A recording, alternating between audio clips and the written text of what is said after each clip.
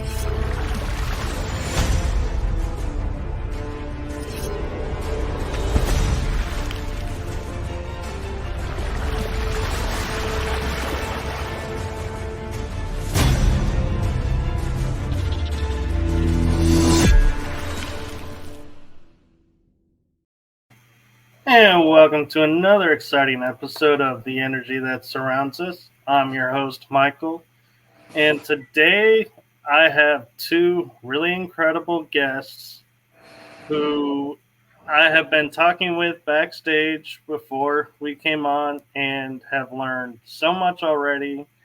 And I cannot wait for you all to hear about their stories and experiences.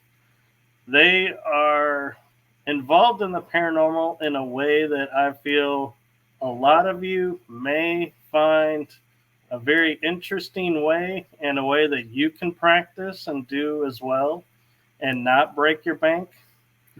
And so, without further ado, I am going to hand it over to the amazing, incredible, and awesome authors, Dan Baldwin and George Sewell. Is there a question you want to get started with?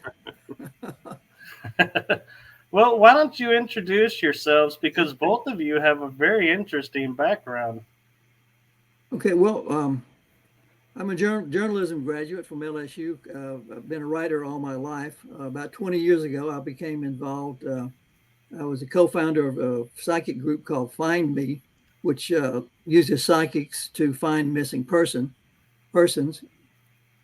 Worked with them for about 15 years, and through them I met some people, and we began investigating the spirit world. You know, we would go to ghost towns, haunted houses, graveyards, abandoned mines, that sort of thing.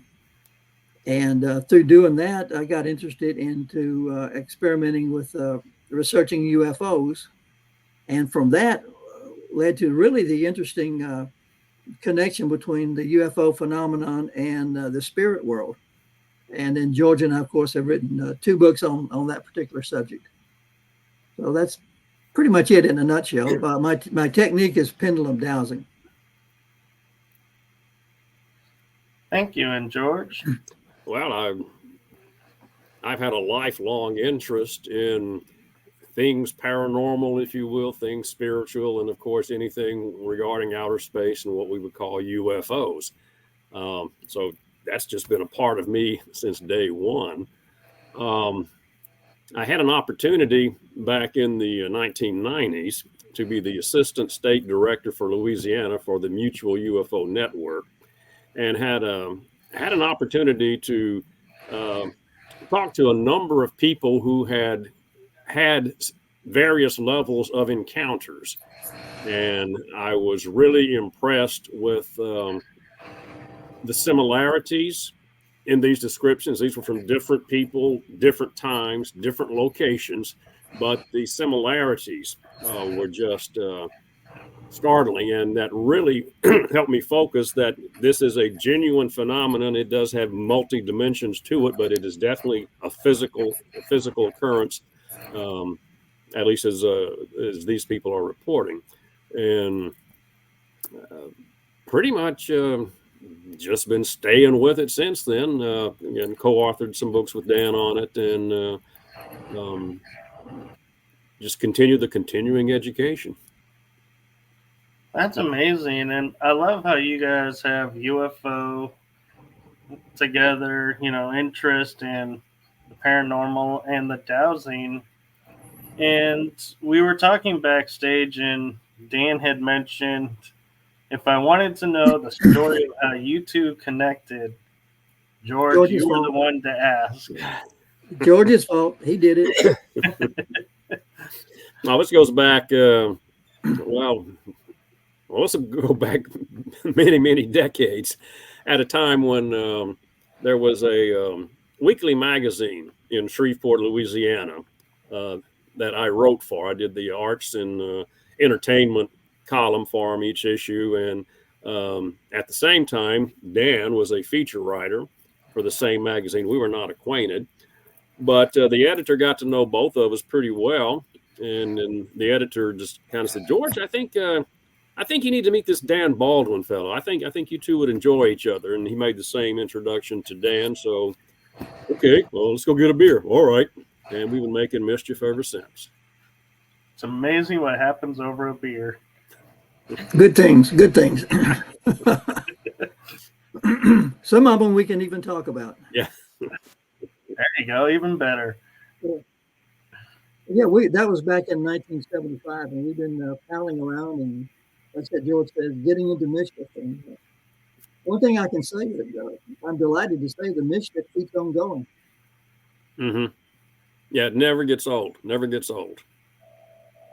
I think that's an inspirational thought right there. And, it's beautiful how after all these years, you guys still have similar interest and still have the get up and go to go and do it.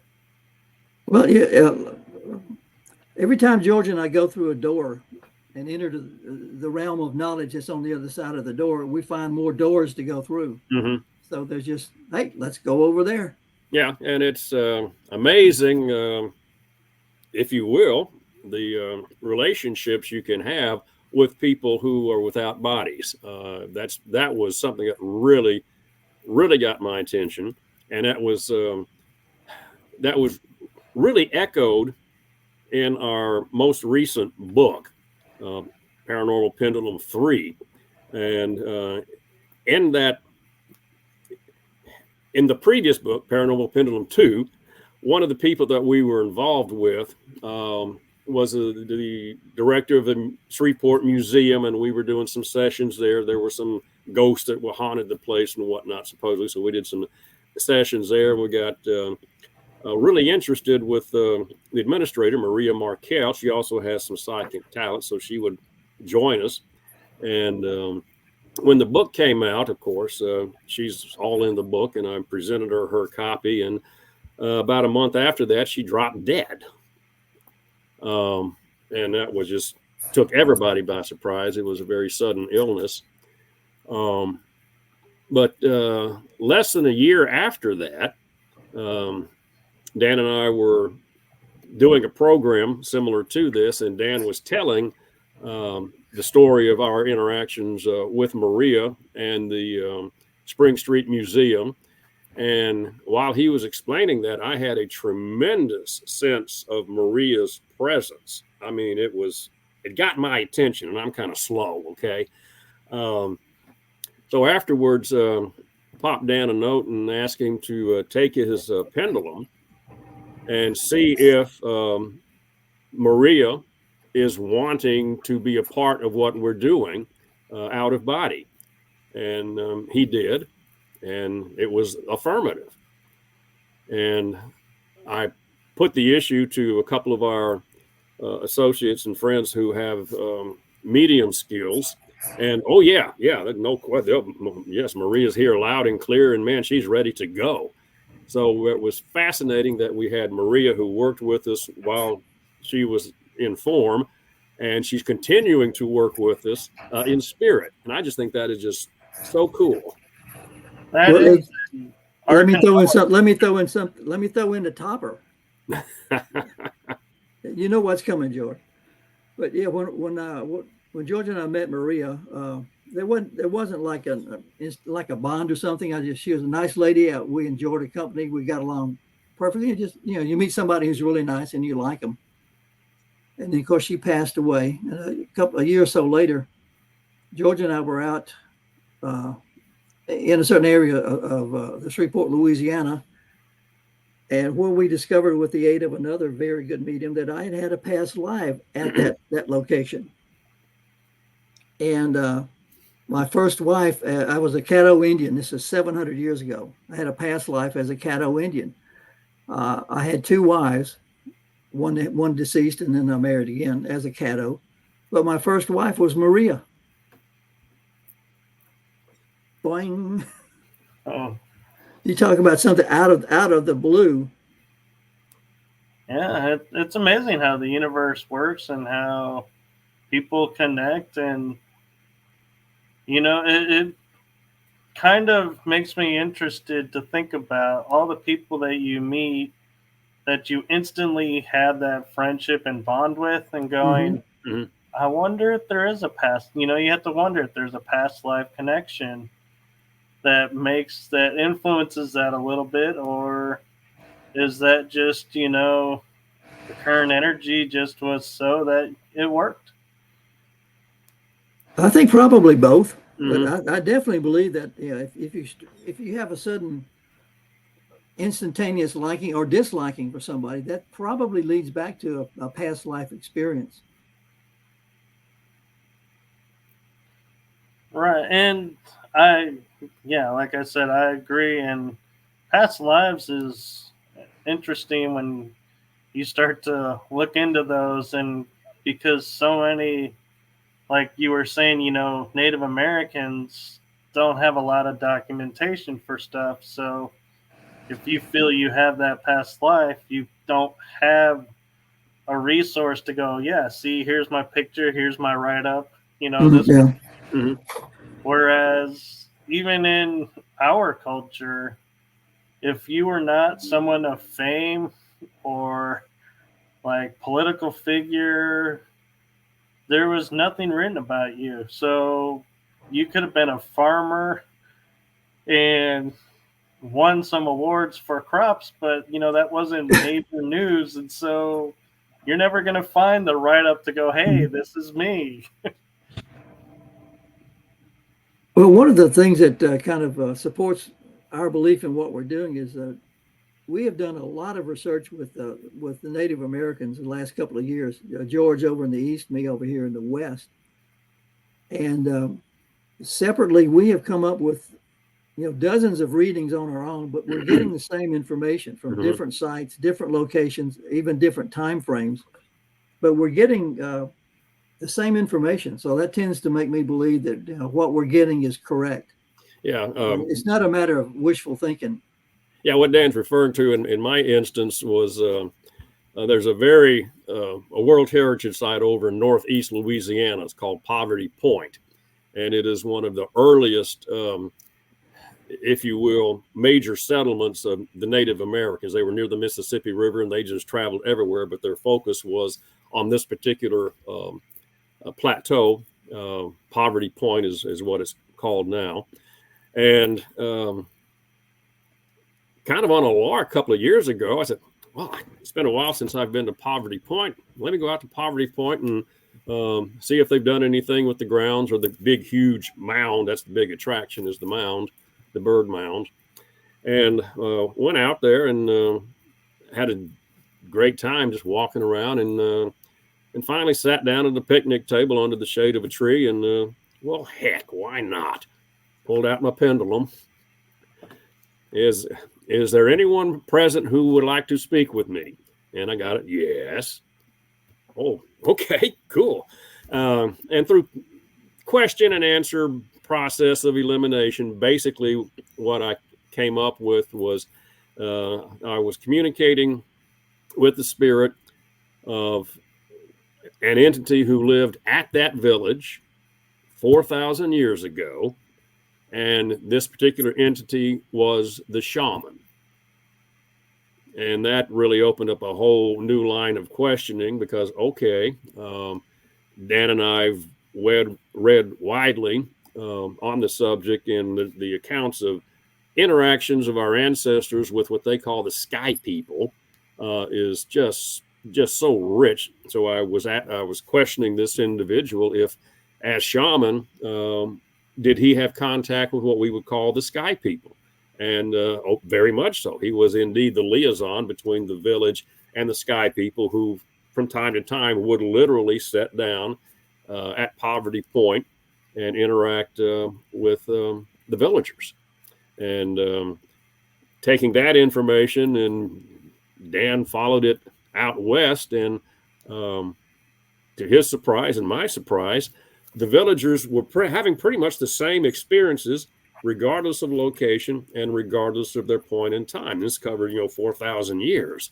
So the consistency there was just really attention-getting.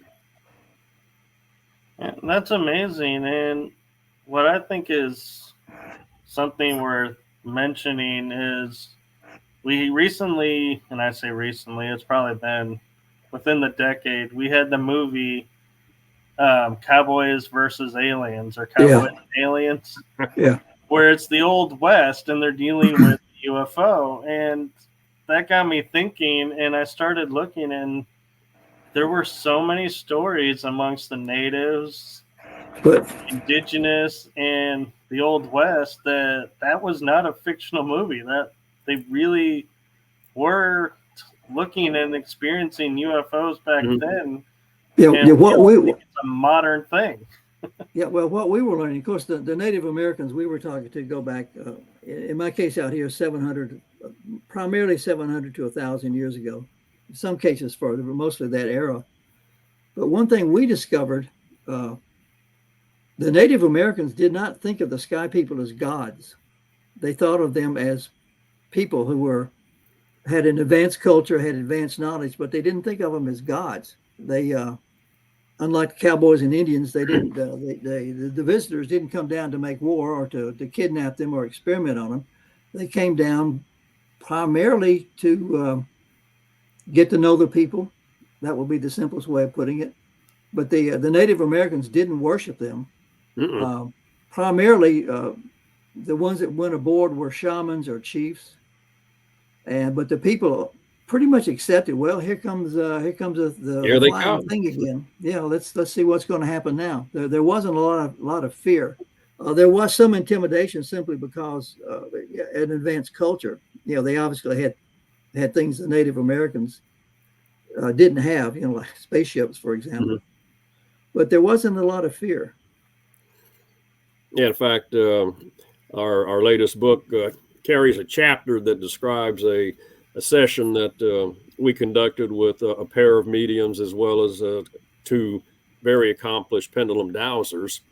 And what we were able to do was to communicate with the spirit of a chief of one of the villages that Dan visited in Mississippi. And he was taken aboard, if you will, the craft, and pretty much just gave us a tour of the craft, how it worked, what sections were for. I mean, it was the damnedest thing. We had no concept of what is actually occurring. I mean, don't think rocket ship, don't think it. I mean, it was truly astonishing what was reported to us by this individual who, as far as I can tell, was indeed on board the craft. Yeah, one of the interesting things that we came across that I think threw George and I for a loop, at least early on, was in all of our research, we never had the Native Americans encountering the Greys. It was always the Nordics. And I was expecting, the typical, Nordics plus the Greys, maybe the what they call them, the Kopfs, the little black ones. But in all my research so far, the only contact has been between the Native Americans and the Nordics. Yeah, same here. Yeah. Same here. Wow, that is interesting because, yeah, usually it's the Nordics and using the Greys as like Yeah. we call them the little minions that are going and doing the work that we would consider menial or the lesser work. And yeah, well, it's like you were discussing earlier. You're expecting one. Are there any grays you're expecting? Back of your head is going yes, but the pendulum is going no, no, and I'm going whoa. So we need to verify that. But we did over and over and over and over again. Right. No grays. that's interesting because I've also seen movies that are like independent films where they show in the Southwest area, really. And sometimes there's indigenous people, but sometimes not. And they're like, there's the Arcturians, they'll talk about being there, and Andromedans. But yeah, now that I think about it, nobody brings up the Grace.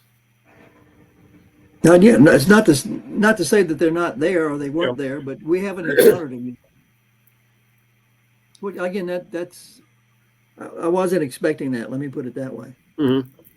Yeah, I would have expected that too. And we got descriptions from virtually every village that we were working with, either with the pendulum or with our psychic colleagues, to describe their visitors, if you will, and to a village. I mean, they were describing your taller than average person, generally very light skinned, tended to have long blondish hair, tended to have uniforms, slightly larger eyes. Invariably they were blue, but would have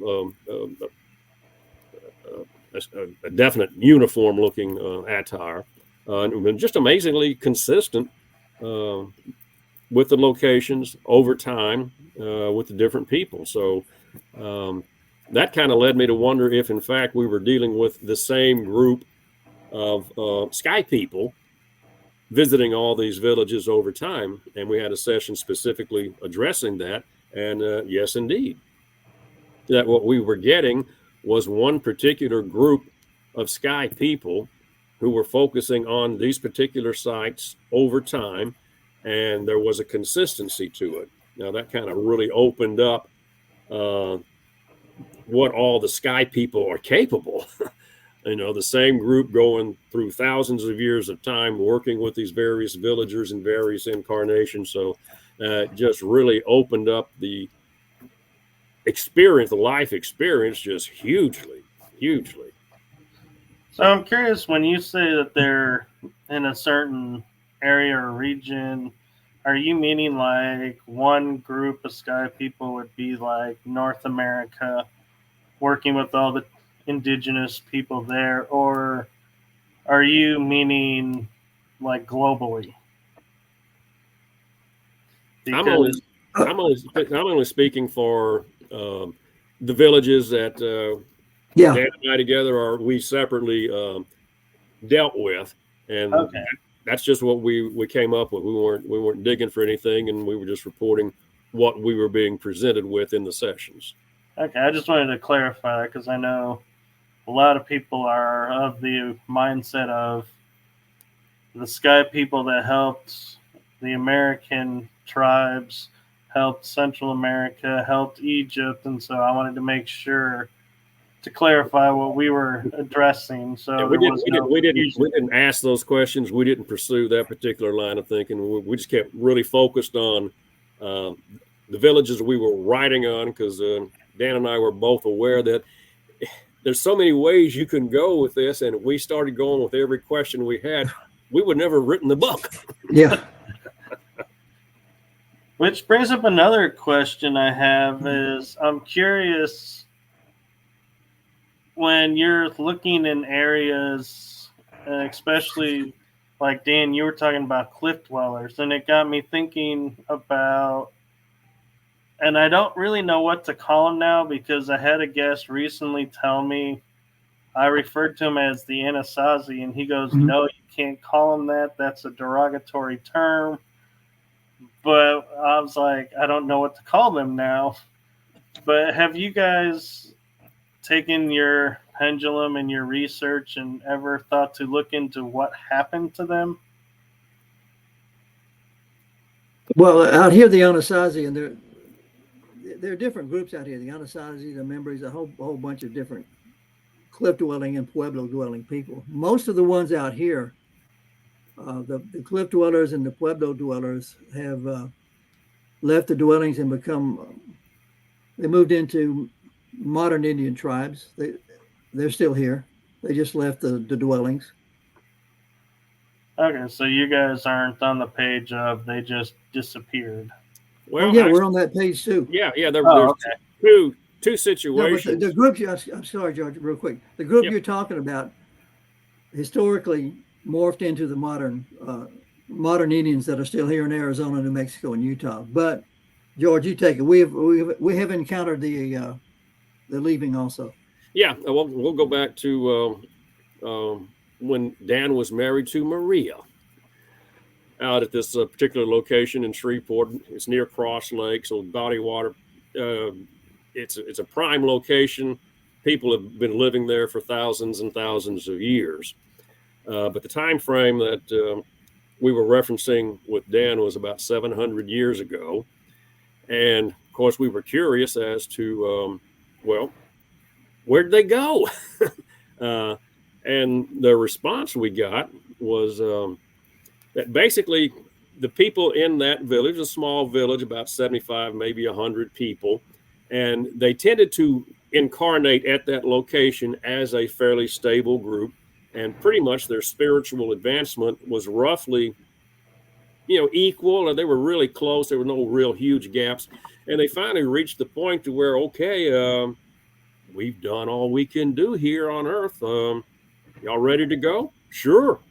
Whoop. And they all just left. That was it. I would call them the lucky ones. Well, the people we've interviewed so far were pretty happy at the, I ask them, especially out here, and I get this a lot, not only with the Native Americans, but I talk to a lot of spirits of cattle ranchers, people in what they call haunted houses. And I keep saying, well, why are you back here? Well, I like it back here. I had a good time. I enjoyed my life here, so I come back and enjoy it every once in a while. And I actually asked the question several times. I said, are you telling me that as a spirit, you can take a vacation on Earth? Yeah. I would never think of Earth as a vacation planet. Well, let me give you a perfect example. Some friends of mine and I were doing some research at a ranch out south of the Superstition Mountains. It was back there. It was in the 1880s, and it was active up until about the 1950s. In fact, I think it's on the National Register now. But we went there, and we went to the one of the old barns that was still there, cement floor. And we were sitting around, and we interviewed the spirit of a man from the 1930s, and he was a cowboy. And this was again in the late 30s. He married the woman of the love of his life. So the owner and the foreman threw a big party, huge party for him. And they had all the neighbors and all the cowboys and all the hands were in, and they were playing the fiddles and the guitar, and they were passing the jug, and they were dancing, and he was marrying the love of his life, the happiest day in his life. Well, a few years later, Pearl Harbor, he joins the Marines, gets killed over in one of the Pacific Islands. But we asked him, again, this boiling down an afternoon of questioning, but he says he comes back every once in a while to enjoy the happiest day of his life. He wants to experience that again. Yeah, and that's beautiful, and that's something I think as paranormal investigators we don't think about either. Is we like to think of spirits as being either stuck or confused or there for a reason, but we never think of you're just here to enjoy the day. Mm-hmm. There are a few spirits that are stuck, and I've been privileged to release a few, and that's quite an experience. But mostly, for example, if you go to a haunted house and you encountered a spirit, chances are that spirit came to the haunted house because that's where you were wanting to make contact with a spirit. You could have had contact with the same spirit at your kitchen table. So the haunted house is somewhat of a misnomer in most cases.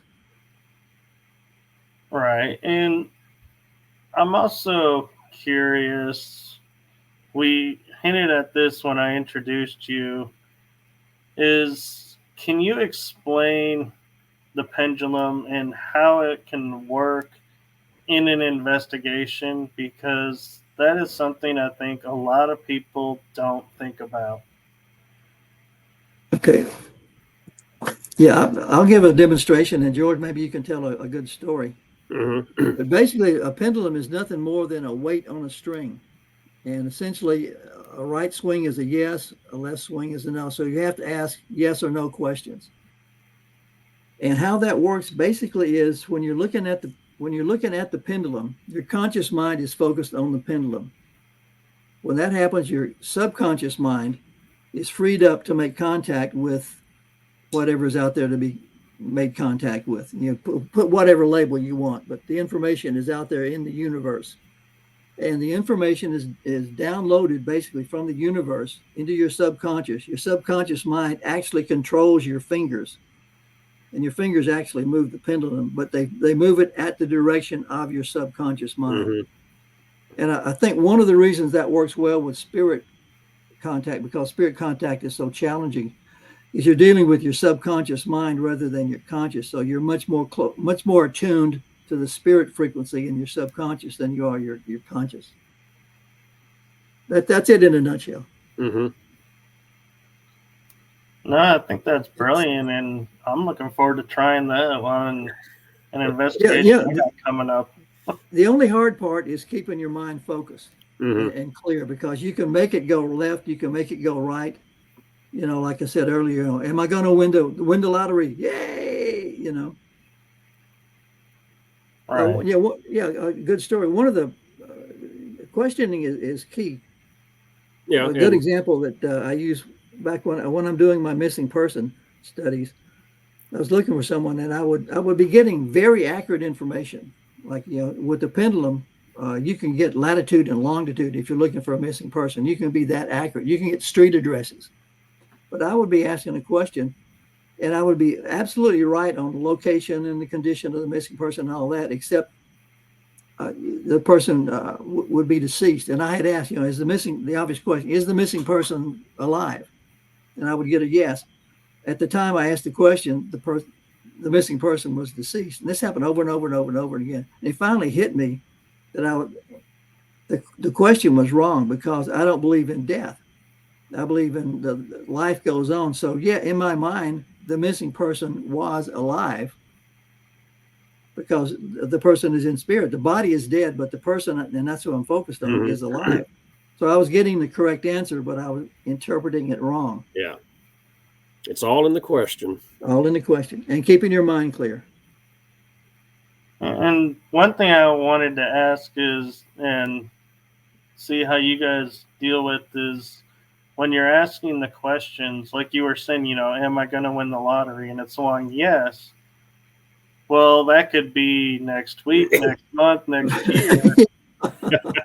How do you, when you're investigating, fine-tune the question down to knowing to be sure you're talking to the exact energy person that you are looking for?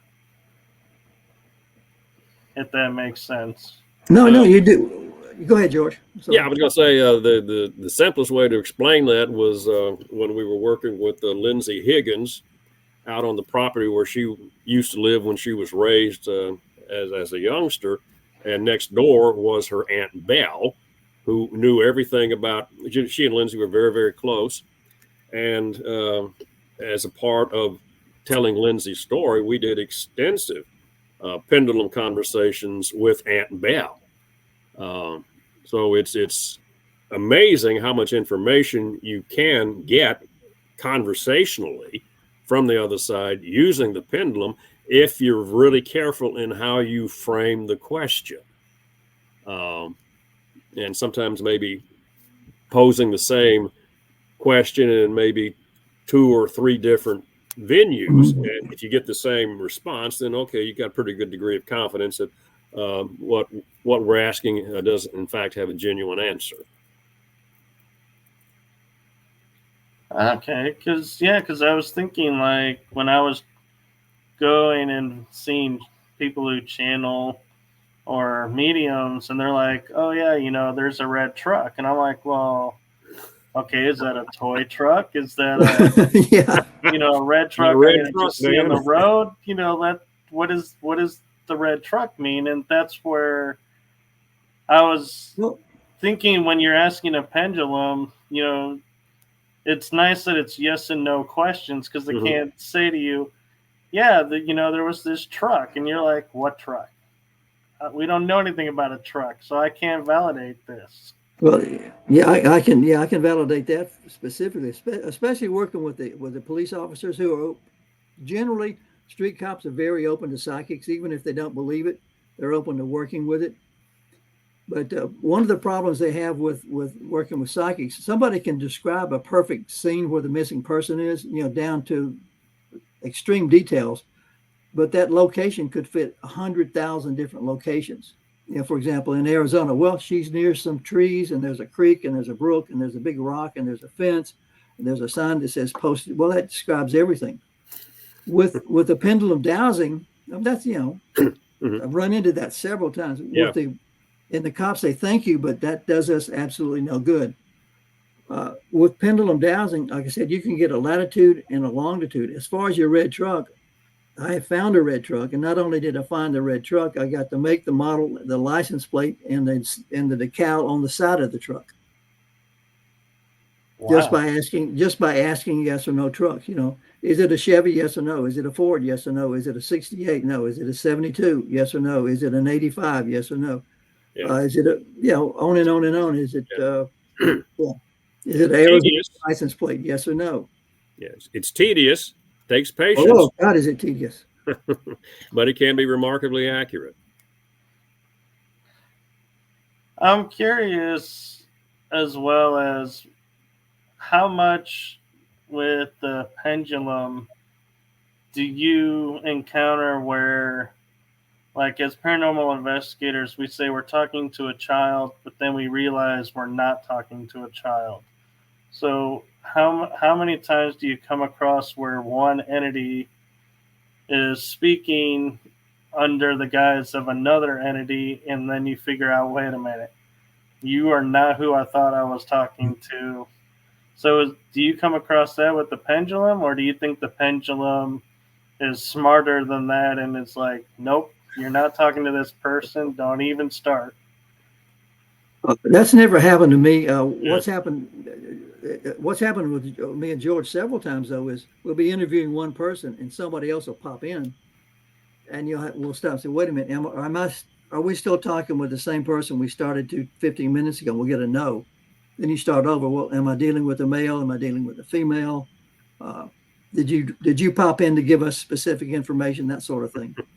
Yeah. One thing we've definitely learned is that they like to talk. They're eager to talk, and they want to talk. I can understand that. I mean, when you consider, especially like, talking about Dan's case where it was like 1800s, 1700s, you've had no one to talk to all this time. Finally, somebody can understand and communicate. It'd be like, hey, let me get you caught up on everything that's been happening, all the latest gossip. Well, yeah. Imagine if you're a spirit. Say you're in a haunted house. We'll just play with that. But you're sitting there, and everybody that comes by goes, "Boo." Can you scare us? Can you play a trick for us? Can you do something funny? I mean, how old must that get? Right. And then George and Dan come along. Hello, can we talk with you? What's your name?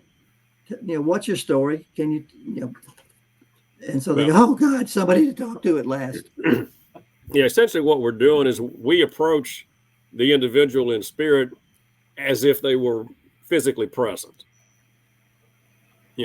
Can I come in your house? Or could we carry on a conversation? Just the same type exchange you would have if it were another person in the body. Yeah, I say this all the time. When you're going into, quote, a haunted house, you're still going into somebody's house. And you need to act with the courtesy and respect of going into somebody's house.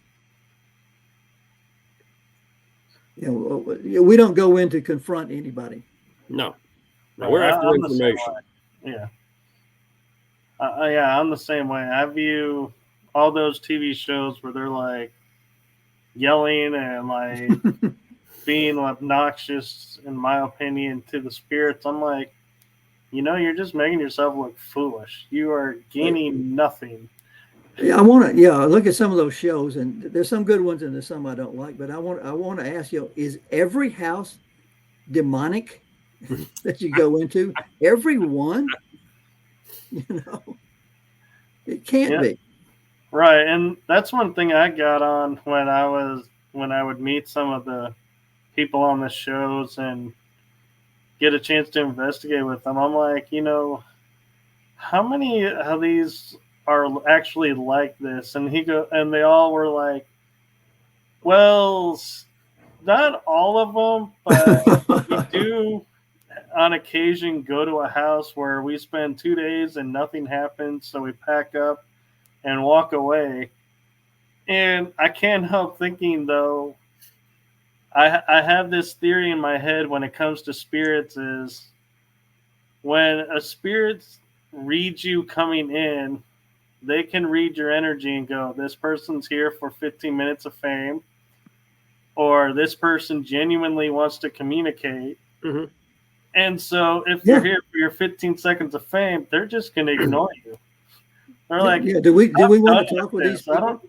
Like George was saying earlier, how many people come in and ask this, and like Dan was saying, perform, be a performing monkey. And they're like, I'm done with this. So no, you get nothing. And somebody else will come in and they're like, how did you come up with nothing? We had nonstop from the moment we arrived. Yeah. So I think the spirits really pick and choose who they want to communicate with and who they want to interact with. And that's why I'm like, whenever somebody says, have you been to this location? Do you think it's haunted? I'll say, yes, I've been there, but I reserve judgment because I'll say it was active for me, but it doesn't mean it's going to be active for you. Correct. Exactly.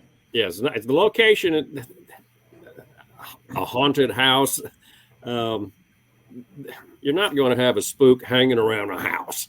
I just don't see that as feasible. Right. But if you're in the house and you're wanting to communicate, and of course, you're there. So there's going to be communication. They'll come to you naturally. Yeah. And the one thing I like to share with people too is whenever I've noticed on an investigation where it's like I could feel something was there, but I got no physical evidence the whole time I was there. Sure. All the time. Absolutely. Wait until you check your equipment, because chances are you got something you just didn't realize you got. Yeah, we've had that. EVPs. Yeah. So do you guys record when you're doing these research sessions? Absolutely. In fact, let me tell a little story here, Dan, about our old pal WD. Oh, God. Dan was, for whatever reason, Dan was spending a lot of time in Louisiana for this research. Turns out that was because he needed to be familiar with where he was 700 years ago. But we were doing a session downtown Shreveport in the oldest surviving building in Shreveport, which one time was a bank. But we were communicating with the spirits of the two businessmen who built the bank, and they were really, really lively and interesting fellows. And that evening, Dan and I were replaying the recording just to make sure we got it all and whatnot.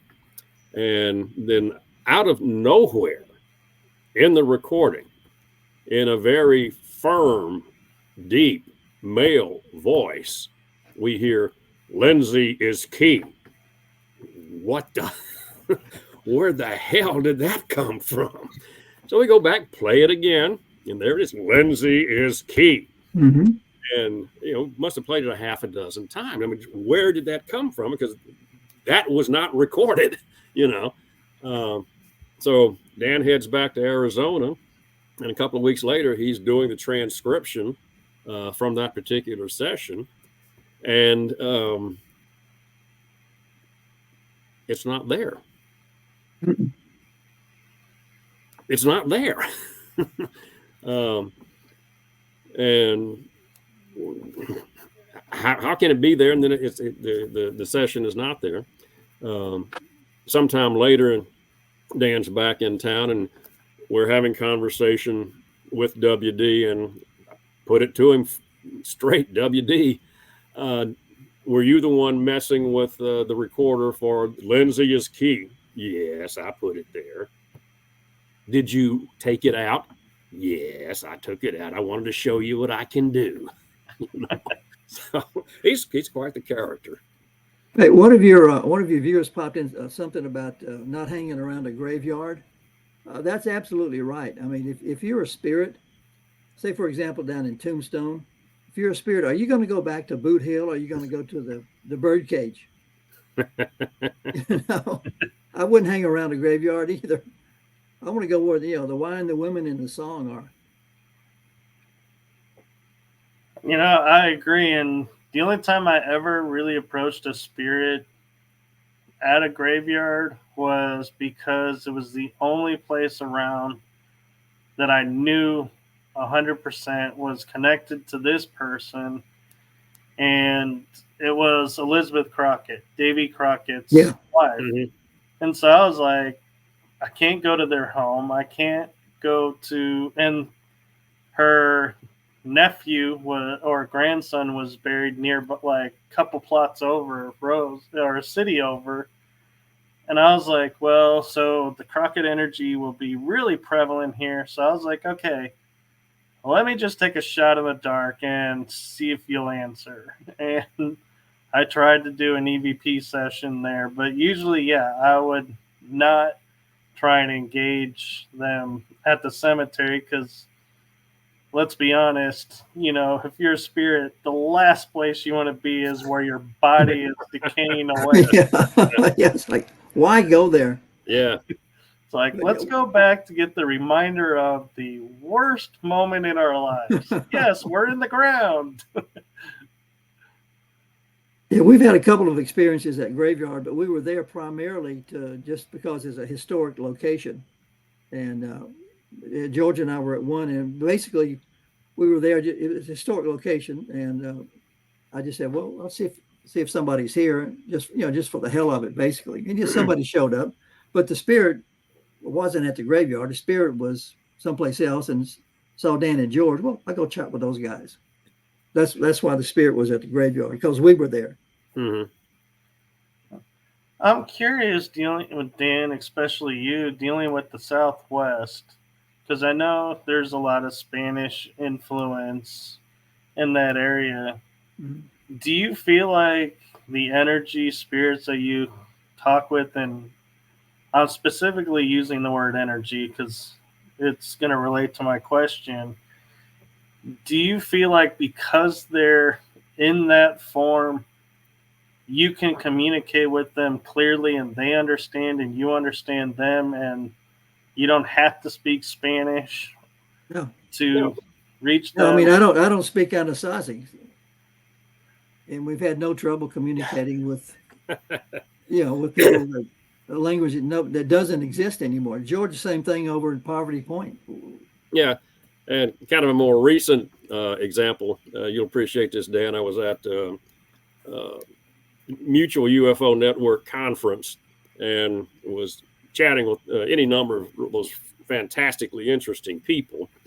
And one particular person was really interested in the pendulum work that Dan and I have been doing, and wanted to, well, can we meet before lunch? And would you be willing to hold a pendulum so I can maybe put some questions to my mother? Sure, fine. So we met in a quiet spot, and I took out the pendulum, and she started speaking in Spanish, which I do not know. Yeah. And I was getting very distinct pendulum responses, very appropriate to the questions that she was asking. So that just kind of confirms that it takes me that further out of it. I don't even know what the question is, let alone what an accurate answer would be. But so that was a first for me. Yeah, because I've noticed in certain investigations, certain areas, everybody likes to look at the history and get to know all the, interactions of who was there. And at times when they think, well, there's nobody around, and so they'll start asking questions and go, well, because this was a German POW camp, let's speak German, and maybe the soldiers will, the prisoners will respond then. And it's like, it's unnecessary. Yeah. Unnecessary. That's helpful. And I've often wondered that myself, going, do they really care what language we speak to them? I don't think so. I don't think it matters. They're out of body. They don't have this language thing. Their communication is much more direct. Also, I wonder, and I don't know if you guys have ever thought about this, but could it be more telepathic communication? And that's why you can understand and get the pendulum to answer, is because they're, like you were saying, your body muscle is responding to the energy. Could it be because the message is coming through your body and therefore answering? Or you think they're actually energy at the tip and just moving the hand to say yes or no? Well, no, when you're doing research, the answer comes from out there through your subconscious. When you're speaking with the spirit world, someone in the spirit world, you're getting answers from the spirit world, and it's coming to through your subconscious. Okay. The spirit doesn't move the pendulum at all. Okay. We actually again, I think because the subconscious is so powerful, I think it's far more attuned to the frequency of the spirit world. I think that's why it works better. That's my guess. Okay. That makes sense. And it looks like we have a question. I'm not sure. I think we do. Barbara Spur is saying, is contact with the spirit that was buried and the spirit who was cremated any different, such as length of time for response? Nope. Spirit is spirit. Yep. That brings up an interesting... Good question, but the answer is no. Yeah, and that also brings up an interesting point, because we think if they're buried, then I could see why you would go to the cemetery. But if they're cremated, they're not there. That's just a stone. Yeah. So you're wasting your time talking to just a stone. And spirit's not going to hang around a cemetery, so it's... Yeah, if you go to the cemetery and ask a spirit to show up, somebody's going to show up, but it's not because they're at the cemetery. I mean, why would you? Yeah. Oh, Barbara responded with, my mother-in-law did not speak English, and I not her language. After she passed, she came to me in dreams. Yeah. Sure. Yeah. So we're actually coming up on the hour. Okay. I don't know if you guys are limited in time or... Our time's your time. Your time is our time. I appreciate that. So, do either of you have any projects coming up that you're working on that you want to share with us? Yeah, George has a good project going. Kate? Not related to anything we've been discussing, but Well, it doesn't It have is to be related. related. It's well, related to you. actually, it is. Actually, it is. It's. I got a chapter in our book, Paranormal Pendulum 3, that does specifically address this particular situation because it was rather startling during the course of this period. This will be back 2019, 2020, that era, and this would have been in December, and at that time, it was my usual routine to take a morning walk from my house down to Mike Wood Park, which is 1 mile away, walk the 1 mile track around the park, and then come back to the house. A 3 mile walk takes about 45, 50 minutes. Good way to start the day. And going to the park one morning, I noticed that the baseball field, it was a cold morning, so it's a heavy frost on the baseball field. It was really glistening. I said, that'd be a pretty picture to take and put on Facebook. So I took a picture of it, posted it on Facebook, and sometime later started getting lots of comments about, oh, George, that was a beautiful picture this morning, but what was with the blue ball at the bottom? I said, what?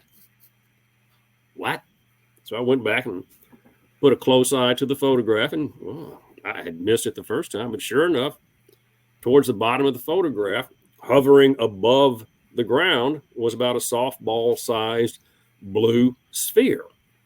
And I said, what on earth? Well, that's got to be a lens flare. I mean, it's because I'm facing east and the sun was just rising. So yeah, it's got to be a lens flare. But I decided on subsequent walks that I would stop at that exact same spot and recreate that photograph.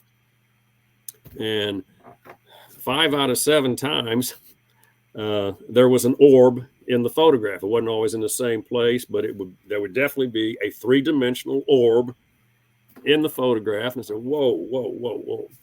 I got to get Dan in on this.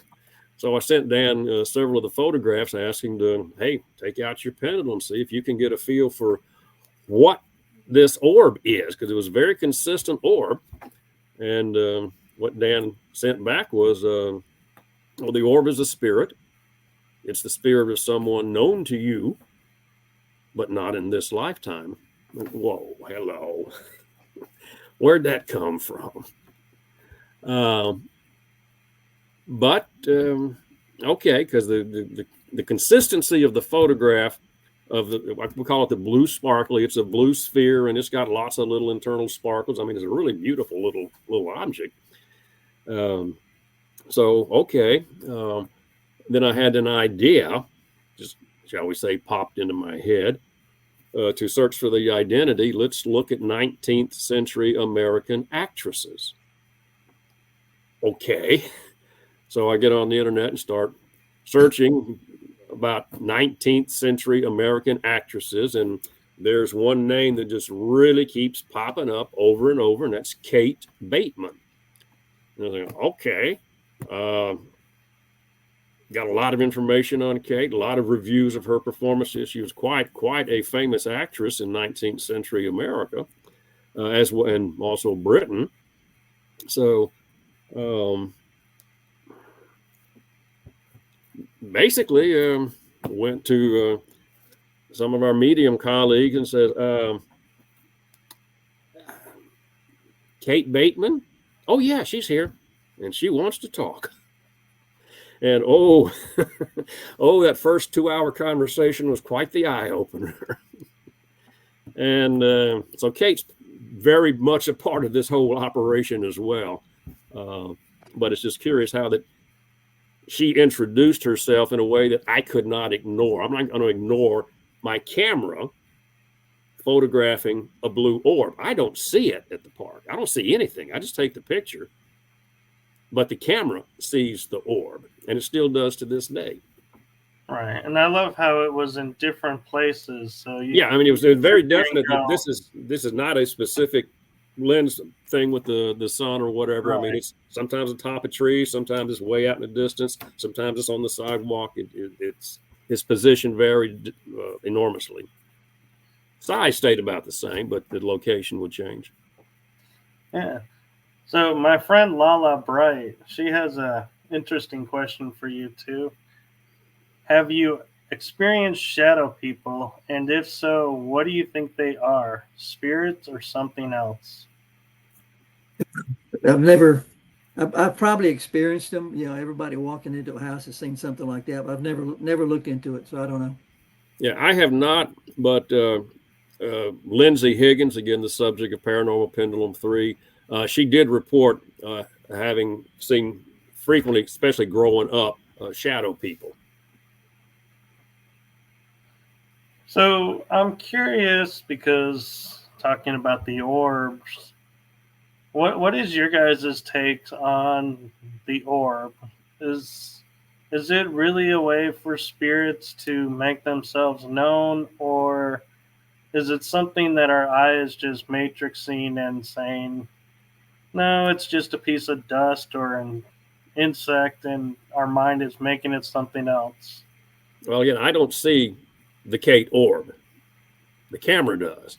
And I've got several hundred photographs of Kate, and Dan and I have examined the photographs, and there's just, she is making her presence known to the camera.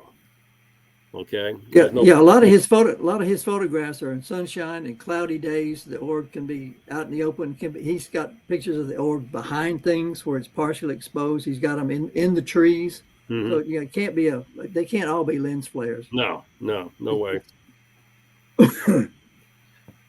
And one other question I have for you guys is, with your mediums and doing the work that you do, have you ever seen an apparition and said, oh, we got to talk to that person? I've never seen one. I have experienced them. I've never seen one. I've had some profound experiences where I have felt things, but I've never actually, to my knowledge. Well, again, you don't really know. Like if you go down to Tombstone, it's a famous saying down there, not all the reenactors are reenactors. Right. So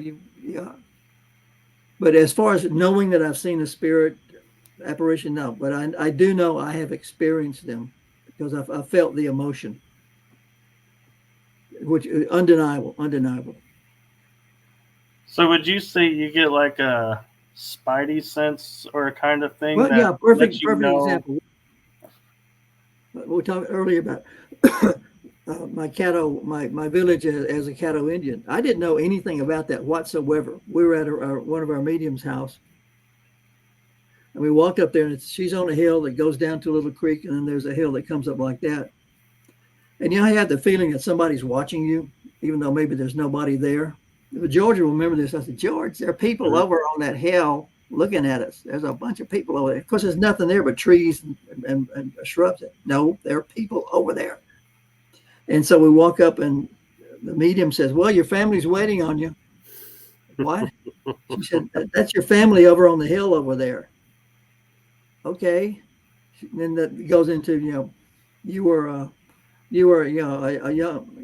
a chief or a shaman, but you were a part of the community, and that's your family. They're excited that you are here at last. So I said, well, I got to go over there. Mm-hmm. So she walked me about halfway down the hill, and then she said, go on. So I got to the base of the hill near the creek, and out of the blue, I was just wrapped up in welcome home. Just a feeling just wrapped up around me. That's beautiful that you were undeniable. Yeah, and again, I think that was one of the key reasons why Dan felt necessary to do the research here in Louisiana rather than doing it long distance in Arizona or me going out to Arizona. But he wanted to come here, and apparently it was for situations like this one, that things that he needed to be on site for that particular experience. We couldn't do that in Arizona. Yeah, it's my theory, and it's just a theory, but I think George and I were spirit led to write these two books. Mm-hmm. Like I said, George just said, I'm out here in UFO and Spirit Central in Arizona, yet it never occurred to me to do my research anywhere other than back where, the Architects, Louisiana, Texas, and Arkansas. It never occurred to me to do research any place except there. And I think the spirits were guiding us, one, to get together with Lindsay Higgins to help her out with her situation. And then now with the second book, to put out that particular story. I think we were spirit led, Mm-hmm. not pushed or shoved, just guided. Right. And I'm curious between both of you with the subject around the sky people, and I know, George, that's more your forte, but Well, that's our latest book, is the Sky People, where right. we visited the villages here in the east and out west, and getting their stories in their time frame of the interactions of their ancestors and the Sky People, and it was not what we expected.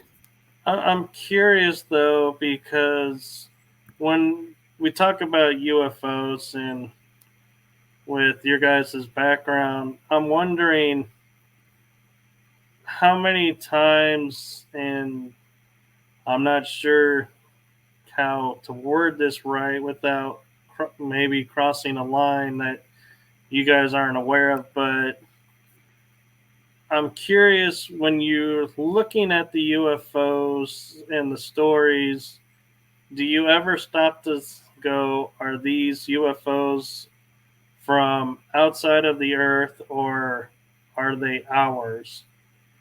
And UFOs. I don't know if you guys have ever come across that. Well, yeah, I think some quote UFOs are obviously advanced craft that come from us, but I think most of what I've seen and I've encountered and researched come from other places in our universe, or probably also from different dimensions. Mm-hmm. Yeah, interdimensional. Yeah. Okay. Yeah. So the answer to your question would be all of the above. Yeah. Yeah. Okay. Yeah, because it's something new that we're discovering, that we've reverse engineered and have UFOs. And so it makes now the question of, like, you saw a UFO, in my mind going, did you see a UFO or did you see a man-made UFO? And so, yeah, and it's unfortunate the world we live in now, to where we can no longer just say, yeah, we saw this. We now have to analyze and go, wait, did I see that or did I see something else? That's I think a general guideline would be, if it exhibits non-ballistic motion, it's probably one of them. Because I don't think we're to the point where we can do maneuvers that would crush a human being. Mm-hmm. Now, also, one other thing that's worth noting is, particularly most of the people that I talk to, and again, this has been years ago, but also those few in the more recent times, there was a sense of whatever the encounter was, that there was a sense of person to it, that there was a reason for that person to have that encounter. So it's not. I'm coming more and more of the position that the sightings or the encounters are far less random than they have been historically presented, and are probably much more of a longer term pattern. We found this to be the case with Lindsay, with her abductions, that this is something that's been going on for thousands of years, actually. Okay. Nicole Gaspard, she's another paranormal podcaster, and I was on her show, and she's curious, with your guys' UFO research, do you think that Bigfoot or the black-eyed kids are related to UFOs? I don't know. I haven't researched that area. Yeah, me neither, not specifically. But when you say UFOs, I mean, you're talking about some sort of broad, very broad experience that far exceeds most of what we can even think about. So, sure, yeah. No, and I respect that you guys, don't just answer to answer, and that you honestly state that it's something you haven't looked into. So I appreciate that. And No, we're not afraid to say, I don't know, because we don't.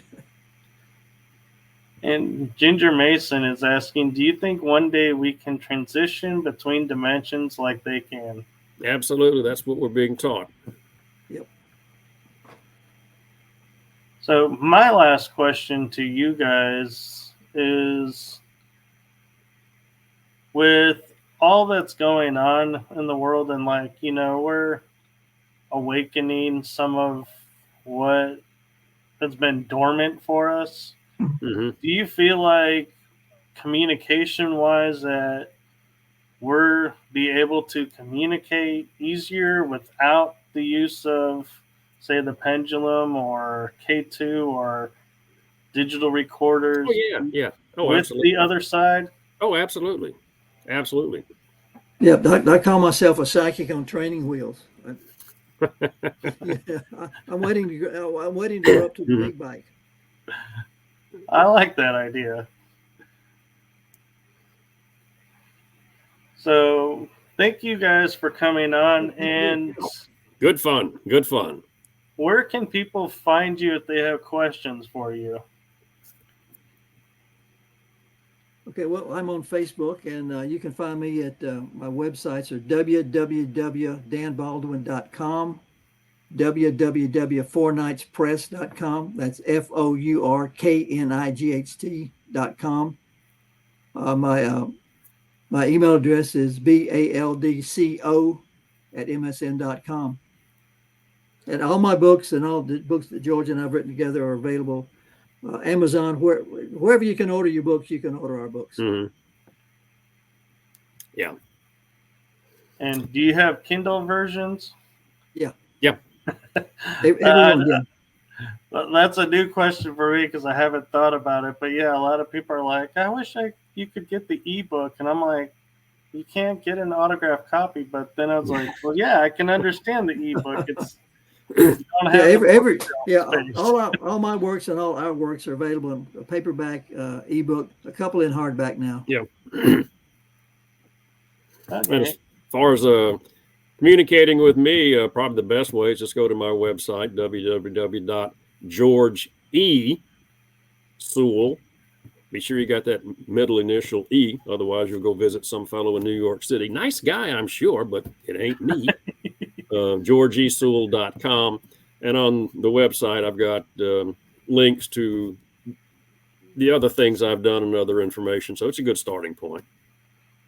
So I put all of your links except for emails because I know some people like their privacy. So I didn't make that public, but I will go in and add them where I can, since you published or made them, announced them. Yeah. Kind of. Yeah. Barely getting to the end of the show because I can't talk now. You're tang-tungled. Oh, but thank you again for coming on. Thank you. What is a golden nugget that you both would love to leave the listeners with? George and I are exploring what I call the other side of everything. So stay tuned. And the more you learn about it, the more it's fun. George, I totally thought you were going to go with the more you know from the 1980s slogan. And I was like, oh, but I like yours a lot better. But thank you all. And thank you to everyone in the chat room. Thank you for the great questions. And wherever you are in the world, make it a blessed day, evening, morning, afternoon. Fill each day with love and peace, and share your knowledge. And like Dan and George were hinting at, is, keep yourself in tune with what resonates with you and those around you who share the great information that you like to hear, and support them and help them out, and so they can keep doing what they're doing, and enjoy the day, enjoy life for what it is. It's an Absolutely. adventure. So thank you all, and we are going to sign out with that and say good night to everyone. So thank you all.